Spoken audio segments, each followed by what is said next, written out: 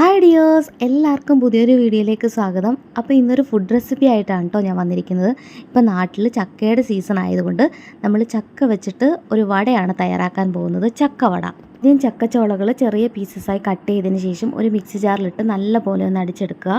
ഇതിലേക്ക് ചേർക്കേണ്ട ഇൻഗ്രീഡിയൻസ് ആണ്: ഒരു സവാള ചെറുതായിട്ട് അരിഞ്ഞത്, അര പീസ് ഇഞ്ചി, 2 പച്ചമുളക്, ആവശ്യത്തിന് കറിവേപ്പില. ഇതെല്ലാം കൂടി ഒന്ന് നല്ല പോലെ ഒന്ന് മിക്സ് ചെയ്തെടുക്കുക. ചക്കയിൽ ആവശ്യത്തിന് വെള്ളം ഉള്ളത് കാരണം നമ്മൾ ഇതിലേക്ക് വെള്ളമൊന്നും ആഡ് ചെയ്ത് കൊടുക്കുന്നില്ല.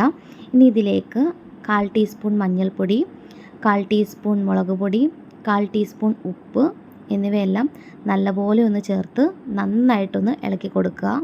ഇതിലേക്ക് 2 വലിയ സ്പൂൺ അരിപ്പൊടി കൂടി ചേർത്ത് കൊടുക്കുന്നുണ്ട്. ഇനി ഇതെല്ലാം നല്ലപോലെ ഒന്ന് യോജിപ്പിച്ചെടുക്കുക.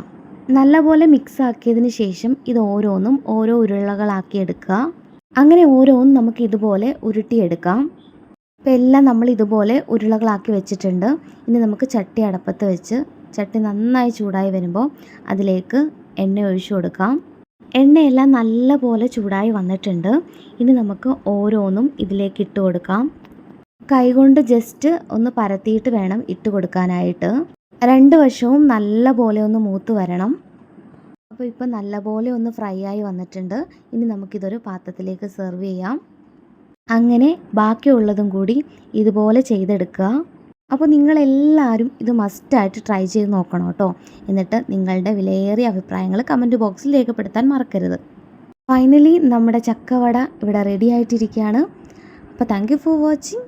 നെക്സ്റ്റ് വീഡിയോ ആയിട്ട് ഞാൻ വരുന്നതായിരിക്കും. Bye bye, take care.